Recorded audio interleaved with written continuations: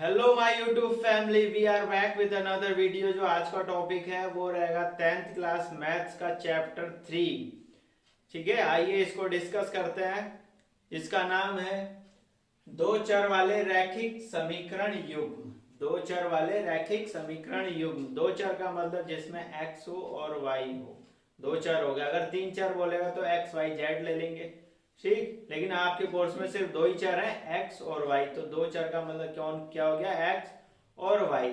चर वाले रैखिक समीकरण। रैखिक समीकरण का मतलब ये ऐसे चर जिनकी अधिकतम घात एक हो, उनको हम क्या बोलते हैं, रैखिक बोलते हैं, ठीक। फिर समीकरण का मतलब बराबर। अगर इधर चर है, ठीक है, और चर के बाद कुछ नहीं लगाया तो उसको हम समीकरण नहीं बोलेंगे, ठीक है। समीकरण बोलने का मतलब यह है कि लेफ्ट हैंड साइड या राइट हैंड साइड चरों की संख्या होनी चाहिए और बराबर का साइन जरूर होना चाहिए, तभी हम उसको समीकरण कहेंगे। और युग्म का मतलब होता है जोड़ा, यानी कि पेयर। यानी कि दो समीकरण आपको दी होंगी तब उनको बोलेंगे समीकरण युग्म। तो इसमें कुछ जो स्टैंडर्ड बातें होती हैं उनको देख लेते हैं। देखिए फर्स्ट नंबर पे क्या लिखा है, संख्याएं एक बिंदु पर प्रतिच्छेद करती हैं तो समीकरण का हल एक और अद्वितीय होता है। यदि दो रेखाएं हैं आपके पास और वो क्या कर रही हैं, एक बिंदु पर प्रतिच्छेद कर रही हैं, तो क्या होगा, वहां पे सिर्फ एक ही मान मिलेगा आपको। उन दोनों समीकरण का ओनली क्या होगा, एक ही हल होगा, ठीक। और बात करते हैं कि उनका युग्म कैसा होगा, ठीक है। जो समीकरणों का युग्म है वो कैसा होगा, तो समीकरण का युग्म होगा संगत या फिर अवरोधी। संगत युग्म या फिर अवरोधी युग्म, ठीक है। क्या बोलेंगे, संगत युग्म या फिर अवरोधी युग्म। दूसरा देखिए, रेखाएं समांतर हो तो जब रेखाएं समांतर होंगी तो समीकरण का हल नहीं होगा। ये बहुत जरूरी बात है कि जब रेखाएं समांतर होंगी तो समीकरण का हल नहीं होगा। क्यों, दो समांतर रेखाओं का मतलब क्या हुआ, वो आपस में कहीं टच कर ही नहीं रही है, तो जहां पे टच नहीं करेंगी वहां कोई बिंदु नहीं मिलेगा, और बिंदु नहीं मिलेगा तो क्या होगा, वहां पे समीकरण का कोई हल नहीं होगा। तो समीकरण का युग्म क्या होगा वहां पर, समीकरण का युग्म क्या होगा वहां पर, असंगत होगा। क्या होगा, असंगत का मतलब असमान, ठीक है, असंगत होगा। नंबर थर्ड की बात करते हैं, रेखाएं संपाती हो। क्या, रेखाएं संपाती। संपाती का मतलब क्या होगा, एक रेखा के ऊपर दूसरी रेखा। संपाती का मतलब क्या हुआ, एक रेखा के ऊपर ही क्या है, दूसरी रेखा है, तो उसको हम संपाती बोल देते हैं। तो संपाती रेखाएं हो तो समीकरण के अपरिमित रूप से अनेक हल होते हैं, ठीक है। तो इनके जो समीकरण युग्म होगा उसको हम क्या बोलते हैं, संगत युग्म होगा इनका, ठीक है। क्या, तो देखिए हमें अगर हमारे पास रेखाएं हैं वो क्या है, प्रतिच्छेद कर रही हैं, तो उनका सिर्फ एक ही हल होगा। और कैसे होंगी वो, संगत युग्म होगा और अवरोधी युग्म होगा। दूसरी हमने बात करी, अगर हमारे पास रेखाएं समांतर हैं तो उनमें क्या होगा, कोई हल नहीं होगा और उनका जो समीकरण युग्म होगा वो होगा असंगत। तीसरी हमने बात करी, अगर रेखाएं संपाती हैं, संपाती का मतलब एक के ऊपर एक है, तो रेखाओं के जो हल होंगे वो अनेक होंगे और उनके युग्म को क्या बोलते हैं, हम संगत युग्म बोलते हैं। तो आइए उनको कुछ एग्जाम्पल की मदद से समझते हैं, या ये कह सकते हैं कि स्टैंडर्ड फॉर्मूले की मदद से। तो हमने दो चर वाले रैखिक समीकरण युग्म ले लिए। देखिए x और y दो चर हो गए, और रैखिक का मतलब इसकी भी घात एक है और इसकी भी घात एक है, तो ये हो गया रैखिक। और समीकरण का मतलब बराबर है, ठीक है, समीकरण हो गया। युग्म का मतलब दो है। तो ये सारी बातें इन दो हमारी समीकरण ने बता दी। तो यहाँ पे देखिए ये x के आगे जो लगा है ना, इसको बोलते हैं हम गुणांक। क्या बोलते हैं, x का गुणांक कौन है, यहाँ पे a1, यहाँ पे y का गुणांक क्या है, b1, और c1 क्या है, ये अचर है, ठीक है, ये खुद एक गुणांक है, ठीक है। किसका है, वो नहीं है, ठीक है, बराबर 0। ऐसे ही x2 का यहाँ पे a2 गुणांक है, y का क्या है, b2 गुणांक है, और c फिर से अचर है और बराबर 0। तो ये हो गए समीकरण हमारे। तो देखिए अगर इनका अनुपात a1 अपॉन a2 बराबर b1 अपॉन b2 अगर नहीं होता है, a1 अपॉन a2 बराबर b1 अपॉन b2 अगर नहीं होता है, बराबर नहीं आते हैं, तो रेखाएं क्या कहलाएंगी, प्रतिच्छेदी कहलाएंगी। और प्रतिच्छेदी हो गई तो हल की बात करूंगा मैं, तो सिर्फ एक हल होगा या फिर अद्वितीय हल होगा। बात समझ आई। लेकिन इसमें ध्यान देने वाली बस एक बात है कि c1 अपॉन c2 क्या होगा, यहाँ पर 0 होगा। आप देख लेंगे जो समीकरण दी होगी उसमें c1 और c2 का मान नहीं दिया होगा, या ये हो सकता है कि c1 का मान वहां पे ना दिया हो, c2 का दिया हो, तब भी 0 आ जाएगा वहां जब C1 अपॉन C2 करेंगे तो। ठीक, फिर सेकंड नंबर क्या है, A1 upon A2 B1 upon B2, ये दोनों बराबर हो गए लेकिन ये C1 अपॉन C2 के बराबर नहीं है, तब रेखाएं क्या होंगी, समांतर होंगी। और हल की बात करेंगे तो हम इसका कोई हल नहीं होगा, समांतर रेखाओं का कोई हल नहीं होता है। बात करते हैं हम तीसरी वाली की, तो A1 upon A2 B1 upon B2 बराबर C1 अपॉन C2। अब तीनों के क्या हो गए, गुणांकों के अनुपात बराबर हो गए तो रेखाएं होंगी संपाती। संपाती का मतलब एक के ऊपर एक। तो हल की बात करेंगे तो हम अनेक हल होंगे यहाँ पर। ठीक है, अब आपको अगर ऐसे समझ नहीं आ रहा है तो ये देखिए, ये दो रेखाएं ली और ये क्या कर रही है, प्रतिच्छेद कर रही है एक बिंदु पे, तो ये क्या होगी, प्रतिच्छेदी रेखाएं। तो जब भी दो रेखाएं जहां पर मिलती हैं, जहां पे टच करती हैं, जहां पे कट करती हैं, वो बिंदु क्या होता है, उस समीकरण के, उन दोनों समीकरणों का हल होता है। तो यहाँ पे सिर्फ एक ही बिंदु पे टच कर रहे हैं ना, ये दोनों प्रतिच्छेदी रेखाएं हैं, तो इनके समीकरण का हल भी सिर्फ एक हो गया। ठीक, अब मैं बात करता हूँ कि समांतर रेखाएं, तो समांतर रेखाएं ये होगी। तो देखिए इन दोनों को कहीं पे टच कर रहे हैं क्या, ये टच नहीं कर रहे हैं, तो इसका मतलब कोई बिंदु हमें मिलेगा नहीं। अगर बिंदु नहीं मिला, कटान बिंदु नहीं मिला, तो क्या होगा, यहाँ पे इनके कोई हल होंगे नहीं जब हमें कोई बिंदु नहीं मिले। तो बात करते हैं हम संपाती। संपाती का मतलब क्या, एक रेखा ये है, इधर को जा रही है, इसी के ऊपर दूसरी रेखा और आ गई, उसी के ऊपर दूसरी रेखा हो गई। तो ये देखिए हर एक बिंदु पे क्या करेंगे, ये एक दूसरे को टच करेंगे। तो यहाँ पे देखिए कितने सारे बिंदु हमें मिल रहे हैं ना, तो बहुत सारे बिंदु मिलने का मतलब क्या हुआ, इसके बहुत सारे हल होंगे। बात समझ आ गई आपको, स्क्रीनशॉट ले लीजिए। देखिए कुछ क्वेश्चन लेते हैं। यदि रैखिक समीकरण का कोई युग्म संगत है, तो संगत बोला है, और संगत के केस सिर्फ दो ही होती हैं, जब रेखाएं क्या हो, प्रतिच्छेदी हो और क्या हो, संपाती हो। हमने बताया था कि रैखिक युग्म जब भी संगत होंगे तो रेखाएं प्रतिच्छेदी होंगी और संपाती होंगी। ठीक है, आगे बढ़ते हैं।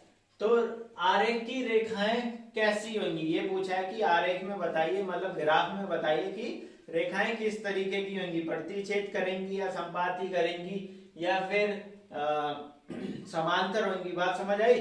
तो देखिए सबसे बड़ा हिंट इसमें यह है कि युग्म क्या है, संगत है। युग्म क्या है, संगत है। तो संगत में हमने बताया था कि दो ही चीजें होंगी, कि रेखाएं प्रतिच्छेद करती होंगी और फिर संपाती होंगी।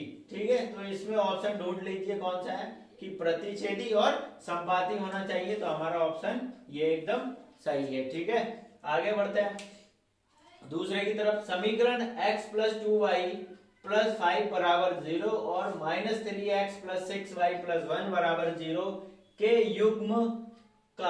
युग्म का हल कैसा है, ये पूछा है। और ये देखिए 2010 में आया हुआ क्वेश्चन है। ठीक, तो इसको देखिए कैसे हल कर रहे हैं। जब भी आपको कोई दो समीकरण दिए होंगे तो आपको उनकी तुलना क्या कर लेनी है, मानक समीकरण से कर लेनी है। किससे, मानक समीकरण से। मानक समीकरण हमारे पास होते हैं a1x + b1y + c1, a2x + b2y + c2 बराबर 0, ये हमारे होते हैं मानक समीकरण।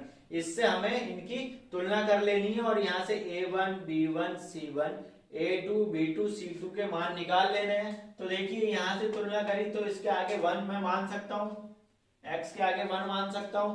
तो यहाँ से a1 की वैल्यू कितनी हो गई, 1, b2 की देखिए 2 हो गई, b1 की कितनी हो गई 2 और c1 की कितनी हो गई 5। यहाँ से देखिए a2 का मान कितना हो गया, -3। ठीक, -3 क्योंकि माइनस लगा है 3 के आगे। यहाँ से b2 की वैल्यू -6 नहीं लिखना है आपको, क्या -6 लिखना है, वरना गलत हो जाएगा। ठीक है, क्योंकि हम इसको ऐसा कर सकते हैं ना, माइनस को a प्लस बना लो और यहाँ पे माइनस का 6 कर दो।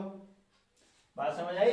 तो प्लस की जो तुलना होगी प्लस से हो गई और b2 की देखिए -6 मिल रहा है ना, तो यहाँ से c2 का मान कितना आ गया 1 और बराबर 0 हमारा चल रहा है। यहाँ से हमने सारी वैल्यू निकालनी, जो भी हमारे अचर थे या ये कह सकते हैं उनके जो चर के गुणांकों की हमने मान निकाल लिए। तो देखिए अब समीकरण का हल करने के लिए जब भी आपसे समीकरण के हल के बारे में पूछा जाएगा तो आपको उनके अनुपात, गुणांकों के अनुपात क्या कर लेना है, निकाल लेना है। जैसे a1/a2 b1/b2 और c1/c2। आपको इसमें सबसे ज्यादा ध्यान, बच्चे बहुत गलतियां ये करते हैं कि वो a2/a1 कर देते हैं या b2/b1 कर देते हैं, c2/c1 नहीं।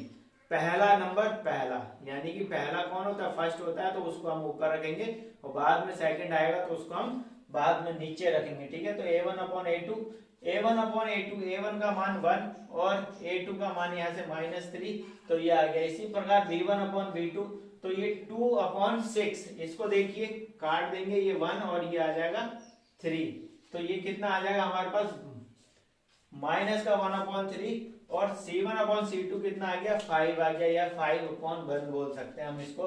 तो देखिए यहाँ से क्या पता चला, ये देखिए a1/a2 और b1/b2 दोनों के मान क्या बराबर है ना, तो ये दोनों को हम बराबर दिखाएंगे। लेकिन c1/c2 बराबर नहीं है, क्यों? क्योंकि ये 5 है और ये कितना है 1/-3, तो ये बराबर नहीं है। और देखिए ये कंडीशन हमने लिखवा रखी है, ये कंडीशन किसकी होती है, ये होती है कि जब हमारी रेखाएं क्या होती हैं, समांतर होती हैं। समांतर होती है ना, तो समांतर जब रेखाएं होती हैं तो उनका कोई हल नहीं मिलता है, क्यों?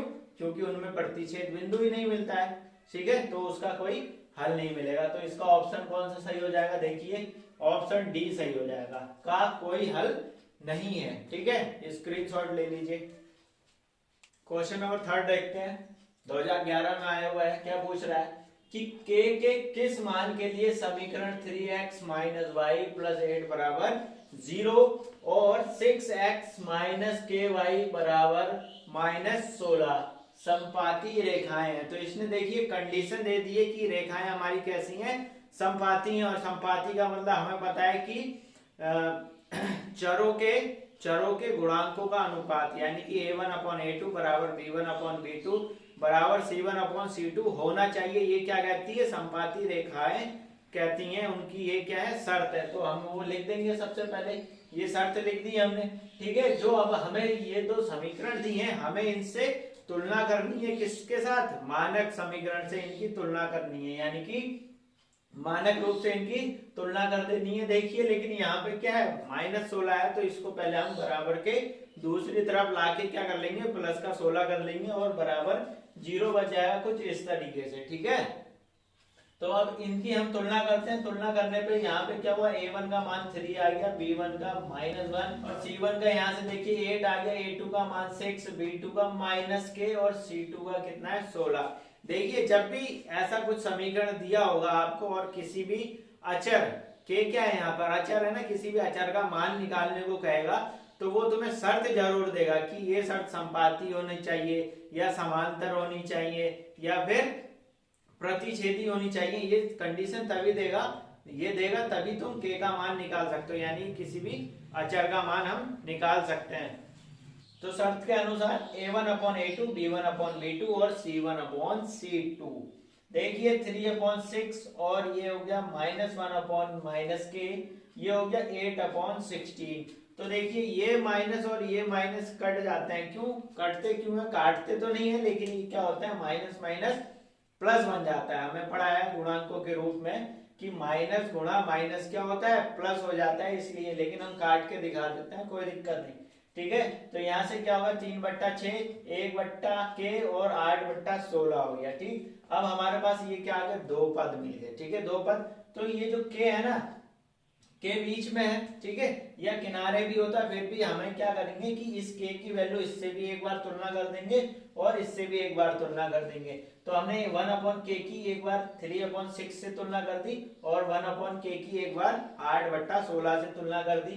तो यहाँ से देखिए ये दोनों बराबर है। इस कंडीशन में आप ध्यान रखेंगे कि यहाँ पे क्या होता है, भिन्नों का गुणा होता है। क्या, भिन्नों का गुणा, ये के यहाँ जाएगा गुणा होने, तो 3k बन जाएगा, और ये 6 1 के साथ गुणा होने जाएगा तो 6 बन जाएगा। ठीक है, तो यहाँ से अब 3 और k के बीच में गुणा हो रहा है, तो गुणा वाली चीज बराबर के दूसरी तरफ जाती है, तो हमें पता है बट्टे में पहुंच जाती है। तो ये हो गया 6/3, और जब हम इसको हल कर देंगे अब, तो कितना आएगा हमारे पास, आंसर आएगा 2। अब देखिए इधर 1/k बराबर 8/16, वही इस 16 की गुणा यहाँ 1 से और इस k की गुणा यहाँ पे 8 से। ठीक, ये 16 बराबर 8k। अब हमें क्या करना है, ये जो 8 है वो बट्टे में आ जाएगा, क्यों, क्योंकि k के साथ गुणा हो रहा है, तो बट्टे में आ गया, इसको हम काट देंगे तो कितना आ जाएगा, देखिए कितना आ गया 2, यहाँ से k का मान कितना आ गया 2। ठीक है, तो अब देखिए ऑप्शन हमारे कौन कौन से मिल रहे हैं, तो ऑप्शन क्या हो गया हमारा 2 सही हो गया। इसमें आपको माइनस प्लस का बहुत ध्यान रखना पड़ेगा, क्यों, क्योंकि देखिए जो ऑप्शन दिए हैं ना वो बहुत ही सटीक दिए हैं, एक प्लस में दिया है तो एक माइनस में दिया है, एक प्लस में दिया है तो एक माइनस में, तो आपने जरा से भी एक मिस्टेक कर दी तो गईलन, ठीक है, आपका एक नंबर गईलन भाई, ठीक है। तो ध्यान रखना है आपको कि मिस्टेक नहीं करनी है, एकदम फोकस करना है आपको क्वेश्चन अटेम्प्ट करते समय, ठीक। देखिए क्वेश्चन नंबर 4 देखिए ना, देखिए का कहियन, क्वेश्चन नंबर 4 का कहियन देखिए, यदि समीकरण युग्म 6x माइनस 3y प्लस 10 बराबर 0 और kx माइनस y माइनस 9 बराबर 0 है तथा रेखाएं समांतर हैं। देखिए फिर से k का मान निकालना है और उन्होंने कंडीशन दे दी है, क्या है कि रेखाएं समांतर हैं, ठीक है भाई।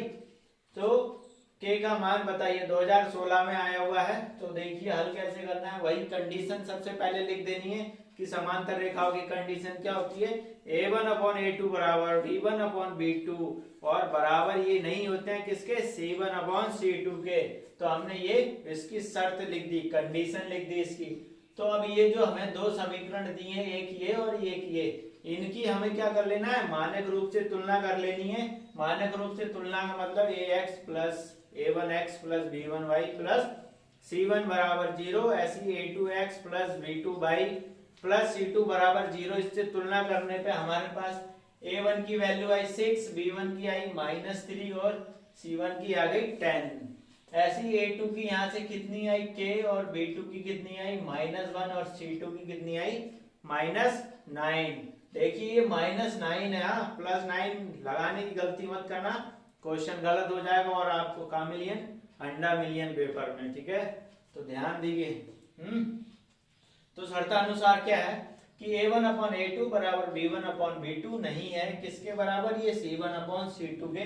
तो मान है हमारे पास और फटाफट इनके मान रखते हैं और देखिए क्या होता है। तो a1 की वैल्यू 6 और a2 की कितनी है k, तो 6 बट्टा k बराबर कितना होगा b1 -3 और b2 -1, तो हमने ये रख दिया। और ये c1 अपॉन c2 की रखने की जरूरत नहीं है, क्यों, क्योंकि ये बराबर है ही नहीं, तो हमें सिर्फ ये दो कंडीशन से हमारा काम चल जाएगा, ठीक है। तो यहाँ से देखिए 6 बट्टा k और ये हो गया माइनस का 3 बट्टा 1, चाहे आप यहाँ माइनस से माइनस को कैंसिल कर देंगे या फिर इधर लाके भी आप कर सकते हैं। तो हमें अभी देखिए इन दोनों, देखिए यहाँ पहुंचने के बाद क्या करेंगे, देखिए कि 6 की मल्टीप्लाई -1 से कर लेनी है और k की गुणा किससे कर लेनी है, -3 से। तो ये -6 बराबर -3 आ गया आपके पास। अब यहाँ तुम माइनस से माइनस को हटा सकते हो, तो यहाँ पे क्या बचेगा हमारे पास 6 बराबर 3k और 3k क्या हो रहा है, गुणा हो रहा है ना 3 के साथ, तो इसको बट्टे में भेज दिया, तो ये हो गया 6 बट्टा 3। यहाँ से हल करेंगे तो ये k का मान यहाँ पे आ गया 2, और ऑप्शन में देख लीजिए k का मान 2 किसके लिए है, बी ऑप्शन के लिए, ठीक है। तो हमारा कौन सा आंसर सही हुई है, बी ऑप्शन हमारा सही हुई है, ठीक है। अगला क्वेश्चन देखते हैं, क्या बोला है, अद्वितीय हल। क्या अद्वितीय हल का मतलब सिर्फ एक ही हल, ठीक है। x बराबर 2 एक अकेला हल है ना, x बराबर 2 का। इसी प्रकार y बराबर -3 का भी एक क्या है, ये अकेला हल है। तो इससे हम क्या कह देंगे कि x भी क्या है, अद्वितीय हल है और y का भी अद्वितीय हल है, वाले समीकरण का युग्म युग्म है, ठीक है। ऐसा हमने दे दिया है कि ये पूछ रहा है कि ये जो x और y के मान दिए हैं वो इनमें से किस समीकरण का युग्म है, जिसके लिए क्या हो जाए, ये अद्वितीय हल हो जाए, ठीक है। तो जो हमें मान दिए हैं, अब x और y के मान दे दिए, नीचे समीकरण दे दिए, तो भाई सबसे पहले इसमें रख के देखना, अगर लेफ्ट हैंड साइड बराबर राइट हैंड साइड यानी कि बायां पक्ष बराबर दायां पक्ष आ जाता है तो ये ऑप्शन सही हो जाएगा, अगर नहीं आता है तो ये ऑप्शन सही नहीं होगा। इसमें देखते हैं बी वाले में, तो इसमें देखो मैंने रखे हैं बी ऑप्शन, तो 2 की जगह x की जगह पे 2 रख दिया, फिर 5 की y की जगह पे -3 रख दिया। जब इसको हल करा हमने तो 2 दूनी 4 और ये देखिए प्लस माइनस क्या हो जाएगा, माइनस और 3 पंजे 15, तो यहाँ से क्या आ गया, ये माइनस का 11, क्यों, प्लस माइनस माइनस होता है, तो हमने घटा दिया, 15 में से 4 घट गया, बच गया 11। अब चिन्ह किसका आएगा, कि चिन्ह किसका हम लगाएंगे, ठीक है। तो चिन्ह किसका लगाओगे भाई, चिन्ह देखो जो संख्या बड़ी होगी, यानी कि जो संख्या बड़ी होगी चिन्ह हमेशा उसका लगाएंगे, ठीक है। तो चिन्ह किसका लगाएंगे हम, माइनस का, क्यों, माइनस का 15 क्या है, बड़ा है, तो ये माइनस का 11 आ गया, और माइनस का 11 बराबर -11 होता है, मैथ के रूल से ये बात सत्य है। तो लेफ्ट हैंड साइड बराबर राइट हैंड साइड हमारी आ गई। अब इस समीकरण में भी तो रखना पड़ेगा क्योंकि दो समीकरण है, अगर इसमें बराबर आ गया तो बस ये समीकरण का यही जो हल दिए है ना x और y के मान, ये क्या होंगे, इस दो समीकरण के अद्वितीय हल होंगे। तो देखिए यहाँ रखा हमने 4 into 2 फिर 10 into -3, तो ये 8 हो गया और ये -30 और ये -22 बराबर में चल ही रहा है। तो इसको हल करने के बाद -22 और बराबर -22, देखिए फिर से राइट हैंड और लेफ्ट हैंड साइड दोनों क्या आ गई, बराबर आ गई। तो यही ये जो मान दिए हैं वो इस दो समीकरण को क्या कर रहे हैं, एकदम प्योरली सेटिस्फाइड कर रहे हैं, ठीक है, पूर्णतः क्या कर रहे हैं, इसको संतुष्ट कर रहे हैं। तो हमारा ऑप्शन कौन सा सही हो जाएगा, ऑप्शन बी हो जाएगा, ठीक है। तो आपको अगर कोई भी डाउट हो तो आप कमेंट हमें कर सकते हैं, आप कमेंट नहीं करते हैं तो आपके जो भी डाउट होंगे, ठीक है, जो भी आपको परेशानी हो रही है सॉल्यूशन करने में या जहाँ पे भी क्वेश्चन में प्रॉब्लम आ रही है तो आप हमें बताएं, ठीक है, तभी हम आपके जो भी परेशानी है उसको दूर कर सकते हैं। आप लोग बताते नहीं हैं हमें कमेंट बॉक्स में करके कि ये हमें यहाँ प्रॉब्लम हो रही है। देखिए एक वो कहावत है ना कि अधूरा ज्ञान बहुत ही घातक होता है, किसके, पूर्ण ज्ञान की तुलना में, ठीक है। तो अधूरा ज्ञान नहीं रखना अपने मन में, जहां भी आपके मन में अगर समस्या आ गई तो सोच लो आप का वो पूरा क्वेश्चन क्या हो जाएगा, गलत हो सकता है, वो एक जरा सी मिस्टेक के वजह से, और हो सकता है आगे भी परेशानियां हैं। तो जहां भी आपको डाउट आए तो बिना डरे बिना शर्माए आप हमें कमेंट करके अपने डाउट को पूछ सकते हैं, ठीक है। अगला सवाल देखिए, अनुपात a1/a2, b1/b2, c1/c2 की तुलना करो और बताइए कि दी गई समीकरण की रेखाएं प्रतिच्छेदी हैं, समांतर हैं या फिर संपाती हैं। तो हमें इस बार क्या बताना है कि रेखाओं के बारे में बताना है कि वो संपाती हैं, समांतर हैं या फिर प्रतिच्छेदी हैं। तो देखिए क्या करना होगा हमें, ये जो हमें समीकरण दी है, ठीक है, इसकी हमें तुलना कर लेनी है मानक समीकरण से और वहां से a1, b1, c1, a2, b2, c2 के मान निकाल लेने हैं और फिर उनको चेक करना है कि कौन कौन बराबर आ रहा है, ठीक है। तो देखिए हमने a1/a2 का मान निकाला 1/2, b1/b2 का मान देखिए कितना होगा, इसको मैं कैंसिल करके क्या लिख सकता हूँ, 1/2। यहां से देखिए माइनस से माइनस कैंसिल हो जाएगा और इसको जब काटूंगा तो कितना आएगा, 1/3, क्योंकि 4 एकम 4 और 4 तिया 12। तो यहाँ से देखिए कि a1/a2 और b1/b2 का मान दोनों का बराबर है, 1/2 1/2, तो ये दोनों क्या हो गए, बराबर हो गए। लेकिन ये 1/3 और 1/2 बराबर नहीं होते हैं, तो हमने यहाँ पे बराबर का निशान नहीं लगाया है, कट करके दिखा दिया है कि ये दोनों बराबर नहीं है। तो देखिए ये किसका प्रतिबंध है, किसकी शर्त होती है, ये किसकी शर्त हुई है, ये हुई है समांतर रेखाओं की, किसकी, ये समांतर रेखाओं की क्या एक शर्त है। तो हम क्या लिख देंगे, अतः समीकरण युग्म की रेखाएं क्या है, समांतर रेखाएं हैं, ठीक है। अगला क्वेश्चन देखते हैं, क्वेश्चन नंबर 7, बिना आरेख के बताइए, इस बार हमें आरेख नहीं खींचना है, क्या करना है, बिना आरेख के बताइए कि रैखिक समीकरण का युग्म प्रतिच्छेदी रेखाओं, संपाती रेखाओं तथा समांतर रेखाओं किसको निरूपित करता है, ठीक है। और हमें समीकरण दे दिए 2017 में आया हुआ है। तो देखिए समीकरण वही करना है, इसका आंसर आपको खुद करना है और कमेंट बॉक्स में आपको आंसर लिख देना है, ठीक है। जरूर लिखिए वरना बहुत मार मारिए, ठीक है। हाँ हम इतनी मेहनत कर रहा हूँ तो देख लो आप लोगों के लिए की जा रही है, तो आप कमेंट बॉक्स में जरूर आंसर लिखेंगे, ठीक है।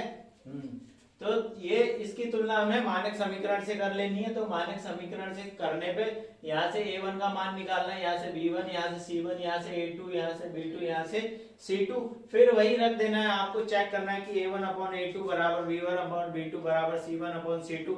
अगर आते हैं तो ठीक है, नहीं आते हैं तो उस हिसाब से जो कंडीशन लिखवा रखी है उसको लिख देना, रेखाएं समांतर आएंगी या फिर संपाती या फिर प्रतिच्छेदी आएंगी, ठीक है। इसी प्रकार क्वेश्चन नंबर अगला भी है, देखिए 8वां, उसमें भी बोला है बिना ग्राफ की सहायता से बताइए कि 4x + 6y - 18 बराबर 0 और दूसरी समीकरण 2x + 3y - 6 बराबर 0। तो पूछा है कि रेखाएं प्रतिच्छेदी हैं या संपाती हैं या फिर समांतर। 12 में आया हुआ है, तो वही करना है इसको। मानक समीकरण से इसकी तुलना करके a1 a2 b1 b2 c1 c2 के मान निकाल के आपको वहां पे रख देना है। a1 अपॉन a2 निकालना है, b1 अपॉन b2 निकालना है और c1 अपॉन c2 निकालना है। अगर तीनों बराबर आ जाते हैं तो ये समपाती रेखाएं हैं।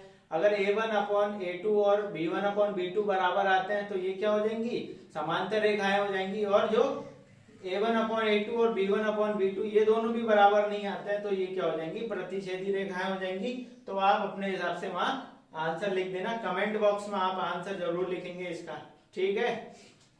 अब अगला क्वेश्चन देखते हैं 9th। ये थोड़ा इंपॉर्टेंट क्वेश्चन है और 2007 में आया हुआ है।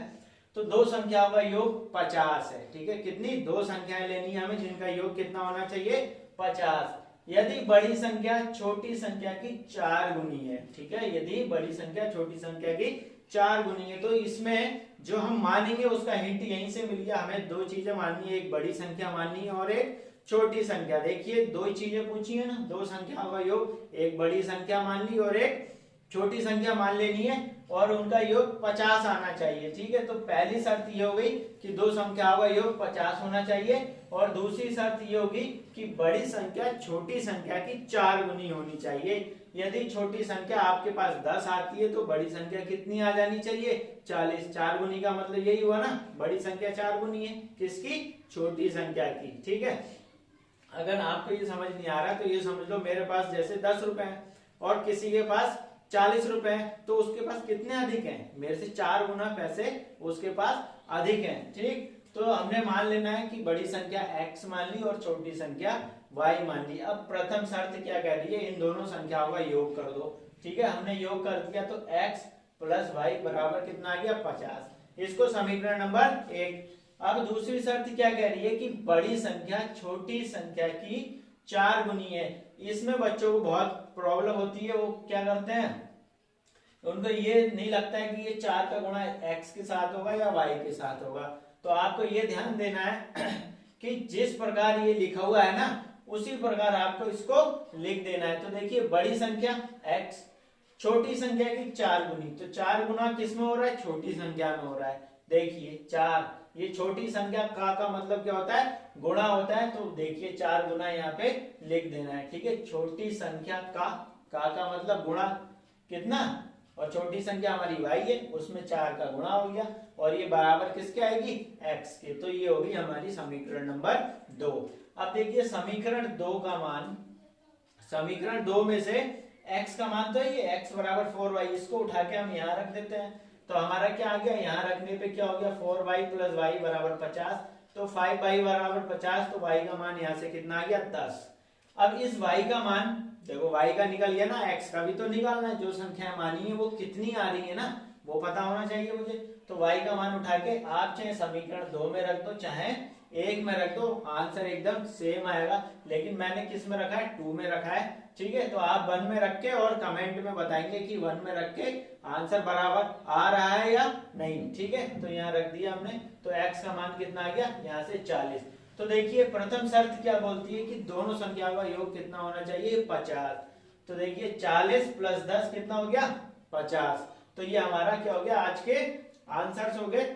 और मिलते हैं अगले पार्ट में। तो हमारी वीडियो को देखते रहिए और इसी तरह सपोर्ट करें, लाइक करें, शेयर करें और सब्सक्राइब करें और कमेंट करना ना भूलें अपने डाउट पूछने के लिए, ठीक है दोस्तों।